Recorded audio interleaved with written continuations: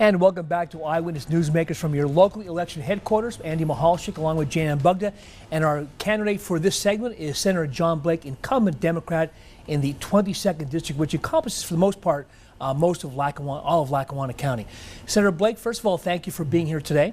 Thank you, Andy. Thank you, Jayne. Appreciate the opportunity. I want to start with the first question is, tell the folks at home a bit about your background and what you're all about. Well, married for 33 years to my beautiful wife, Louise. We have 2 children. Our son, Vince, graduate of the Rochester Institute of Technology, doing very well for himself, living in Cambridge, Massachusetts. And our daughter, Katie, is a graduate of Pace University in New York City, and she works for the Wright Center in Scranton, and in her spare time is a tremendous lead singer for a cover band and wedding band, a premier band out of northeastern Pennsylvania, Lightweight. I'm a graduate of Villanova University. I have an MSW from Marywood University and an MBA in finance from the University of Scranton. And I've been in the Pennsylvania State Senate for 8 years.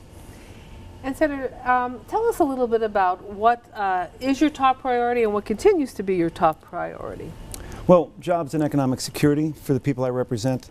And when I say that, I don't only mean for working families, I mean also for our seniors and for our persons with disabilities. You know, we have an obligation in state government to improve the quality of life for the people we represent and for the people of Pennsylvania, and that's what I focus on every day. And Senator, one of the hot button topics that it seems like is talked about every year for years and years, reforming property tax, state income taxes.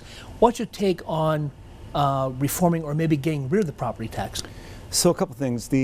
And I know this debate very well. I've been in the thick of it for a couple of years as it relates to the so-called elimination of school property taxes.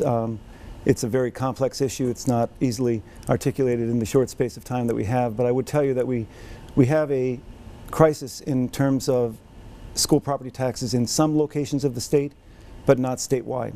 The solution set really ought not be statewide. We really should focus the assistance that we can on the people who are most in need of it, fixed income seniors, retirement income households who can't keep up with the rising costs of providing a quality public education. But if we're going to do property tax reform, it has to be done responsibly. We have a constitutional obligation to guarantee a thorough, efficient public education. It has to be adequately funded to guarantee a new generation of citizens and voters. So we have to balance the responsibility, the constitutional obligation we have with providing a quality public education with being responsible about the tax burden that we place on our citizens. There are ways to fix this problem, but the issue that's been raised by Senate Bill 76 or House Bill 76, which is at the heart of this debate, is actually quite dangerous public policy. It's not good for public schools, and it's not good for taxpayers. And Senator, do you support an oil and gas severance tax? I do, and I voted for it several times on the floor of the Senate. We had a responsible severance tax that did pass the Senate with bipartisan support, but we couldn't get it in the House. I've said this since 2010, that the people of Pennsylvania need to be compensated for the volume of natural gas that's being extracted from the state. We are the only sufficiently endowed natural gas play in the entire nation that does not actually tax the volume of natural gas coming out. We don't want to put these companies out of business, but there's a way they would actually work with us to make sure that that tax was responsible and maybe linked to the market price of natural gas in a way that would be progressive. And Senator, speaking about revenues, what is your opinion or your take on, there's been some talk about legalizing marijuana to generate revenue for the state? So, you know, I just came through a long debate on the medical marijuana legalization, and believe me, that was something to witness down in Harrisburg because there was an awful lot of opposition early on, but we all kind of came around that we thought we can get it right. Part of the way we got it right is by going to other states to find out where they may not have gotten it right and learn from those mistakes and make sure that what we did in Pennsylvania was going to be absolutely the best statute that we can write, and I think we've gotten there. The issue of recreational marijuana, I can probably get there, but it would depend on how we got there. There are some states that went kind of without a lot of deliberation right into this space because they were trying to raise revenue, and I think that's irresponsible. I think there's got to be some issues associated with public safety, particularly children, vulnerable younger children. And in all honesty, we have a problem with the federal designation of marijuana as a Schedule I narcotic.